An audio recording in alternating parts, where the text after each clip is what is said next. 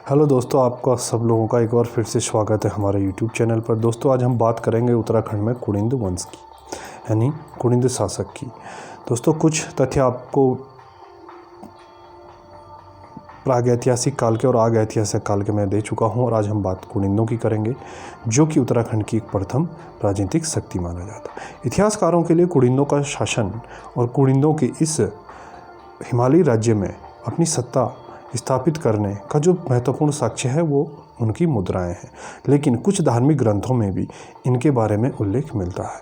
महाभारत, रामायण और अष्टाध्यायी ये ऐसे ग्रंथ हैं जिनमें कुड़िंदों का नाम साफ साफ लिखा गया है ना। कुड़िंदों को महाभारत, रामायण और मार्कंडेय पुराण में इनको तिरगुतों, कुलूतों और औदंबरों के साथ एक जाति के समान माना गया था। पाणिनि और कौटिल्य ने भी इन्हें कुलुन और कुलिंद नाम दिया, जबकि टॉलमी ने इन्हें कुलाइन ड्रेन लिखा हुआ है, और विष्णु पुराण में इन्हें कुलुंदो पत्यकस नाम से पुकारा गया है। और अगर हम बात करें मुद्राओं की, तो इनकी जो ऐतिहासिक स्रोत का एक प्रमाणिक नाम है वो हमें इनकी 3 प्रकार की मुद्राओं से मिलता है। ये है अल्मोड़ा प्रकार की मुद्रा है, और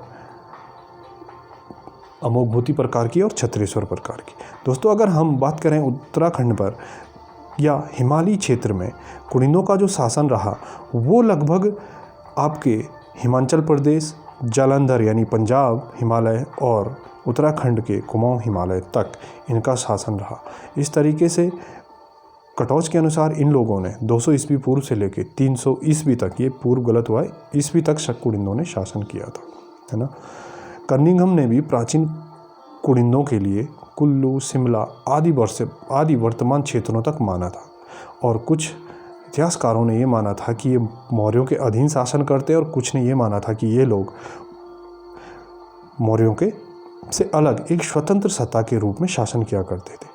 जबकि अगर हम बात करें इनका जो क्षेत्र है उसके हिसाब से मैदानी क्षेत्र कुछ मौर्य अधीन हो चुका था, और उत्तरी हिमालय के क्षेत्र में कुड़िंद एक स्वतंत्र रूप से शासन कर रहे थे। अष्टाध्यायी और महाभारत, इनमें इनका उल्लेख मिलता है। महाभारत के वन पर्व में कुड़िंद शासक सुबाहु का उल्लेख मिलता है, जिसकी राजधानी कहाँ पे थी? श्रीनगर में थी। जबकि इनकी जो सबसे पहली राजधानी थी वो कालकूट नामक स्थान पर थी, जिसे वर्तमान में कालसी नाम दिया गया है। अगर हम बात करें इनकी मुद्राओं की, जो कि इनके इतिहास का एक प्रमाणिक स्रोत माना गया है, इतिहासकारों ने इसी आधार पर इनके नाम का उल्लेख और इस राजवंश को उत्तराखंड का पहला राजनीतिक शक्ति का तमगा दिया, क्योंकि इनकी जो मुद्राएं प्राप्त हुई हैं वो 200 ईस्वी से 300 ईस्वी पूर्व, है ना। एक 300-200 ईस्वी पूर्व की है, और एक 150 से 100 ईस्वी के समथिंग की है। तो पहली प्रकार की जो मुद्रा है उसमें सिर्फ जनपद का नाम मिलता है, और वो जनपद का नाम लिखा है कुड़िंद। जबकि द्वितीय प्रकार की जो मुद्रा है उसमें जनपद के साथ साथ राजा का नाम भी उल्लेखित है। समझ रहे हो ना। तो ये 2 प्रकार की मुद्राएं इनकी मिली है। एक प्रकार की मुद्रा अलग अलग क्षेत्रों से, उत्तराखंड के अलग अलग हिस्सों से प्राप्त हुई है। कुड़िंदों की अगर जो मुद्राएं उत्तराखंड से कहाँ से मिली हैं, जैसे नाम अगर हम बताएं तो धत्यूड़, अठ्यूड़ ये हमारा पड़ता है टिहरी गढ़वाल में। देवडूंगा हमारा पड़ता है उत्तरकाशी में।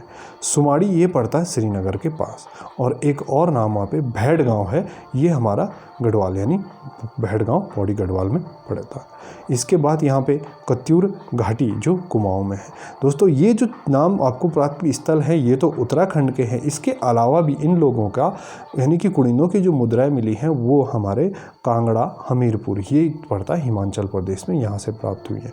अगर हम बात करें मैदानी भागों की, तो मैदानी भागों का में सुनेत पड़ता है लुधियाना पंजाब में, है ना। और सुदगांव, बाड़िया, नारायणगढ़ और करनाल ये हमारे पड़ते हैं हरियाणा में। सहारनपुर के ज़िले में आपके अंबाला क्षेत्र और बेहद, एक नाम है बेहद क्षेत्र, ये पड़ते हैं आपके सहारनपुर जनपद में। तो दोस्तों, यहाँ से भी कुड़िंदों की मुद्राएं प्राप्त हुई हैं। तो चलो सबसे पहली मुद्रा का बात करते हैं, अमोघभूति प्रकार की जो मुद्रा है। अमोघभूति प्रकार की मुद्रा में लिखा हुआ है महाराजा अमोघभूतिस, है ना, यानी कि राजज्ञ कुड़िंदस अमोघभूतिस महाराजस अंकित है।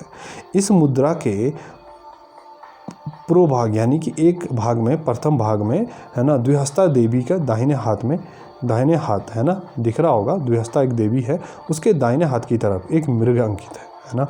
ऋग्वेद में ये ऋग्वेद के आधार पर ऋग्वेद में एक श्री सूक्त है, उसके आधार पर ये माना गया कि ये लोग है ना इस मुद्रा में ये लक्ष्मी का स्वरूप इसे माना गया है। और दूसरे में आप देख रहे हो कि जो इसके ऊपर इसी पूरा भाग यानी प्रथम भाग में इसके ऊपर चारों ओर से ब्राह्मी लिपि में एक लेख है, इसे राजज्ञ कुडिंदस अमोघबोधिस महाराजास अंकित है।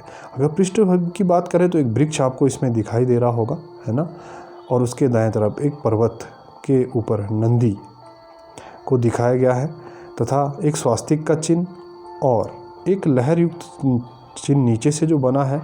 कुछ विद्वान इसे नदी मानते हैं और कुछ इसे नाग का प्रतीक मानते हैं।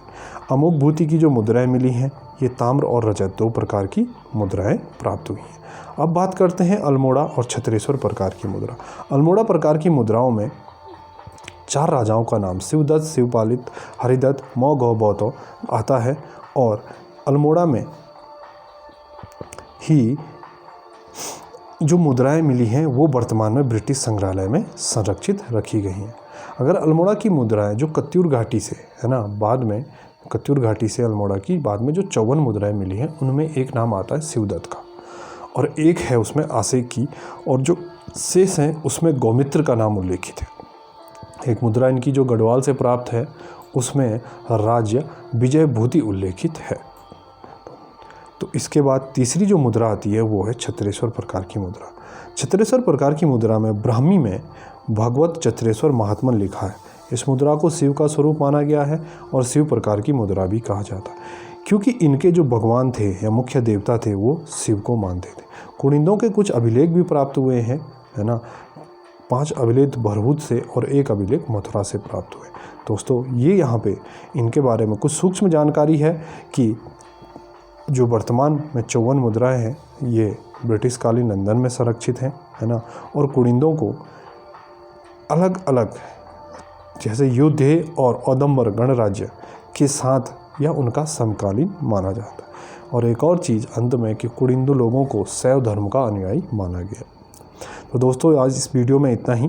आगे हम बात करेंगे, दूसरे वीडियो में हम बात करेंगे इससे आगे के वंशों के बारे में, कुषाण, योद्धे, नाग, मौखिर और कर्तपुर राज्य के बारे में, यानी कि यहाँ से जो सूक्ष्म समकालीन वंश यहाँ पे शासन किए हैं, है ना, और जैसे शक हो गए, कुषाण हो गए, योद्धे हो गए, है ना, उसके बाद मौखिर के वंश हो गए और उसके बाद एक बार आपको पता है यहाँ पे बहुराजकता का युग आता है और बहुराजकता के युग के बाद एक कत्यूर शासन यहाँ पे शासन करता है और उसके बाद हम बात करेंगे चंद और पंवार वंश की। तो दोस्तों thanks for watching, please subscribe and share the video.